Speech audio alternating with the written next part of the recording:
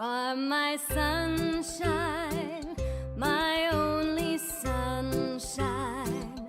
You make me happy when skies are gray. You'll never know, dear. Assalamualaikum. And a very good morning to all of you. Hi everyone. So today we will become your teachers. Okay, so today we were going to teach Bioenergy Form 5, which is Chapter 3, Coordination and Response. Okay. So I am your teacher Diyana and I will cover learning outcome 3.1. And I am your teacher LEONA and I will cover the learning outcome on 3.2. And I am teacher Kiss. I will cover on learning outcome 3.3. So let's enjoy class. You'll never know, dear, how much I love you. Assalamualaikum and hi everyone. So today I will become your teacher. My name is NURQISTINA and you can call me Teacher Diyana. So let's go to our first lesson. So class, today we will learn about response of human, animal and plants towards stimulus. And this topic today is the continuous topic from last week. So first of all, humans and animals respond to external and internal environments, while for plants it only responds to external environment in two ways, which is tropism and nesting reaction. But today, for human and animal, we will only focus for external environment. But before we proceed class, let me, your teacher, explain about the definition for tropism and nesting reaction for the plants. Tropism is a growth response at both the tip and the root toward or away from the stimulus. For example, the tip of the plant will grow toward the sun, while the root of the plant will grow toward the water. For nesting reaction, do you know what is Mimosa pudica? So, nesting reaction is a plant response to a stimulus. For example, the leaves of a Mimosa pudica are contracted when touched. Now, let's move on to the external environment for human and animals. We will learn about a neuron pathway for detecting and responding to changes in the external environment. It consists of receptor, afferent neurons, integration center, which is brain, efferent neurons, and effector. The example is the sound of the doorbell. The sound is the external environment detected by ears, which is receptors in the sensory organs that detect stimuli and trigger impulse. Then the impulse are transported by afferent neurons to the integration center, which is brain. The brain interprets the information from the received impulse and sends the impulse through afferent neuron to the effector.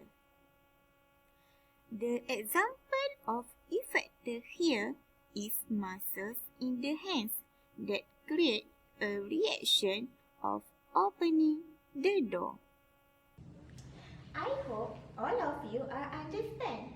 If you do not, please come and see me.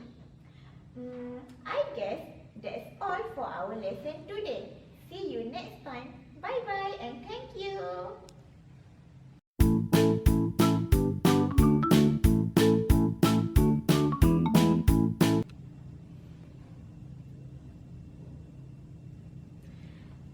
everyone, my name is Teacher Leona.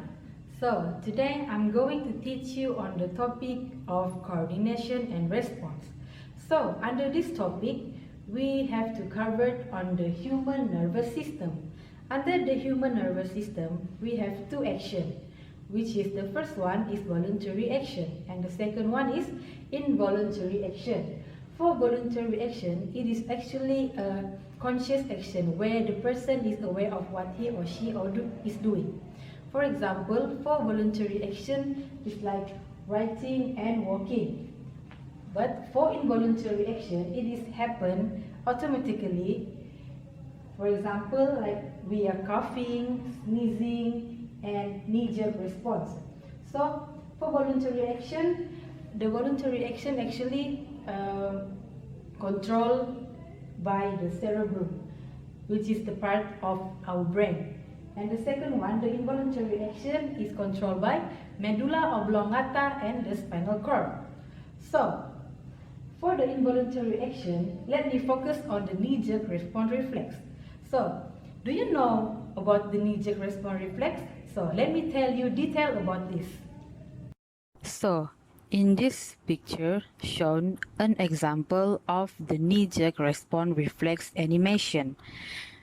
It is an example of an involuntary action which involves skeletal muscles. So basically, the knee-jerk response reflex is an example of involuntary action. More often, the knee-jerk test is used to test the proper functioning of the spinal cord in the nervous system. It is a reflex action. A reflex action is a rapid, automatic response to a stimulus without one's conscious thought.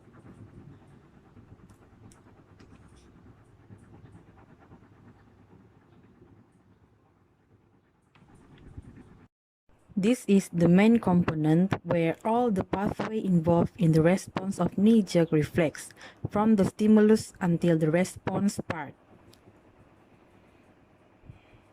So now let us proceed with the knee-jerk response pathway.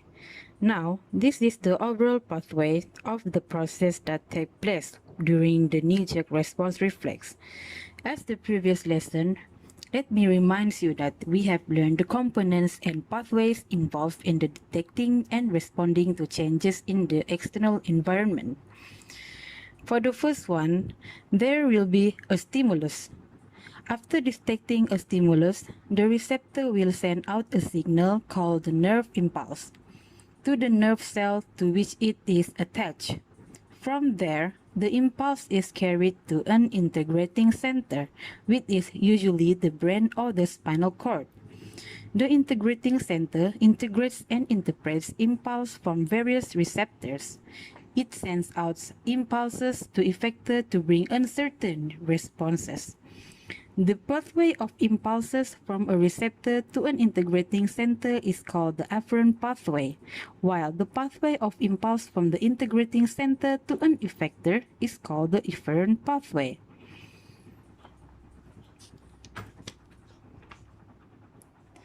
So, in this case, when the tendon below the kneecap is tapped, the quadriceps are stretched, causing the receptor is stretched, and the quadriceps produce nerve impulse. And after that, the neuron afferent pathway transmitted the impulse through the spinal cord. And here are the process the integrating center is happen. After that, the impulse is then moved through the synapse through the help of neurotransmitter. When the impulse arrives at the quadriceps, the quadrilateral muscles as the effector will contract, and this is where the sudden kick of a lower leg is happening, causing the movement of response. This is what we call and known as the knee-jerk response.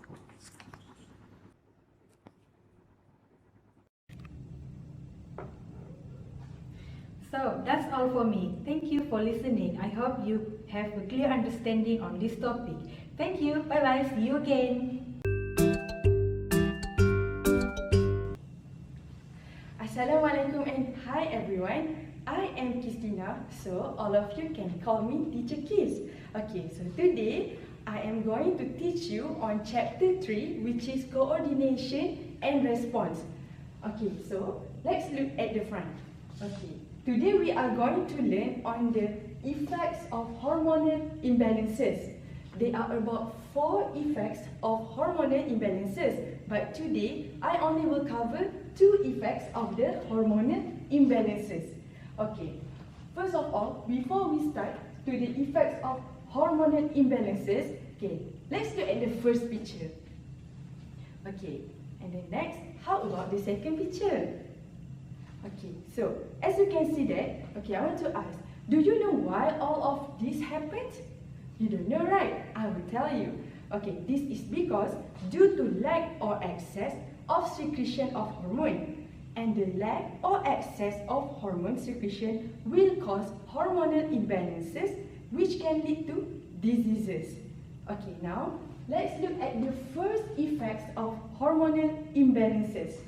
Okay, first is thyroxine hormone. Okay, as you can see that if we have under-secretion of thyroxine hormone, it will cause cretinism. Okay, and this cretinism occur in child. Okay, what is cretinism? Okay, cretinism is a condition that will make the mental and physical development become stagnated. Okay, and then next, thyroxine also will cause hypothyroidism. Hypothyroidism occur in adult. Okay, so let's look what are the symptoms if we have thyroxine under secretion. So first, we have a symptom like goitre. Okay, goitre is when our thyroid gland becomes swollen. Okay, next, our heartbeat also becomes slow. Okay, let's look what happens if thyroxine is over secretion. Okay, when thyroxine is over secretion, it will cause hyperthyroidism. Okay, so when hyperthyroidism happens, it will increase our metabolic rate. Okay, so you must be wonder what are the symptoms. Okay, when thyroxine is over secretion. So the first symptom is the individual will have a weight loss and also nervousness. Okay, that is for thyroxine hormone. Okay, next, let's look at the second effects of hormonal imbalances on insulin hormone. Okay, so if insulin is under secretion, it will cause hyperglycemia. Hyperglycemia is a condition in where the level of glucose in the blood is increases. Okay, let's look what are the symptoms if our glucose in blood is higher. Okay, so first symptom is we will have an excessive thirst, and second, we will have slow process of healing wounds. Okay, now let's look what happens if insulin is over secretion in our body. So it will cause the condition of hypoglycemia. So hypoglycemia is a condition where the blood glucose level is decreases. So what happens when our blood glucose level decreases? Okay, the symptom is it will cause fatigue, mood swing, and also mental confusion. Okay, so as you can see here, that's all for the effects of hormonal imbalances. Okay, now let's look what are the uses of these two hormones. Okay, so first let's look at the thyroxine. Thyroxine hormone can be used to treat dwarfism. Okay, next, for the insulin, okay, insulin hormone can be used to treat diabetes mellitus. How it works? Okay, so insulin will be injected into our transport system to control the level of glucose in the blood patients. So that is how it works. Okay guys, that's all for our lesson today, and thank you for staying with me. See you next time. So class, I am your teacher Diyana, and I already covered learning outcome 3.1 on external environment. So, I'm your teacher Leona, and I already covered learning outcome 3.2 on involuntary and voluntary action. Okay, I am teacher Kiss. I have covered learning outcome 3.3, which is on the effect of hormonal imbalances and also its uses. And I hope all of you gain something from what we have taught today, and see you next time. Bye guys!